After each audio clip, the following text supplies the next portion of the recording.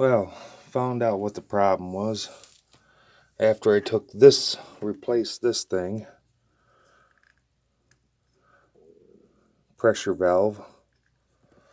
When I got it home, I sucked on that end of that hose right there, and it opened and closed.